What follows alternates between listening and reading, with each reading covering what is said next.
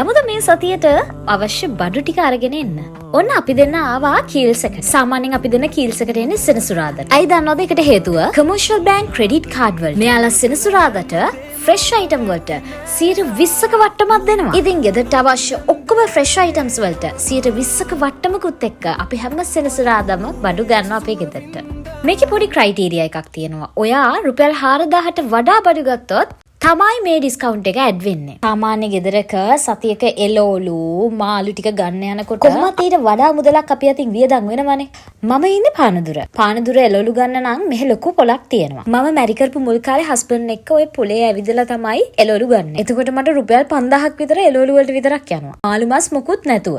නමුත් credit card එක ආවට පස්සේ සතියකට යන එළවලු මිල 2500ක් 3000ක් අතර වුණා. විශේෂම දේ අපිට තෝරලා බලලා අවශ්‍ය ප්‍රමාණයට ගෙදරට ගන්න පුළුවන් බඩු ටික. ඊටත් වඩා වැදගත් දේ තමයි මෙතන ඕගනික් වෙජිටබල්ස් ගොඩාක් තියෙනවා. කීල්ස් එකට යනවා නම් සාමාන්‍යයෙන් උදෙන්ම යන්න එළවලු ගන්න. මොකද ඒ තරමට ක්‍රවුඩ් එකක්. හවසට එළවලු ගන්න ගියොත් එහෙම ඕගලන්ට ඔක්කොම තේරිච්ච එළවලු තමයි ගන්න වෙන්නේ. විශේෂයෙන්ම මෙතන ඕගනික් වෙජිටබල්ස් වලට ලොකු ඉල්ලුමක් තියෙනවා. ඔයාලා දන්නවද මේ සතිය එළවලු වලට ග්‍රොසරි අයිටම්ස් වලට මගේ බිල උනේ 4500 ගන්න. හැබැයි නෙක්සස් කාඩ් එක හින්දා ක්‍රෙඩිට් කාඩ් එක හින්දා මගේ බිල 3300ක් වුණා.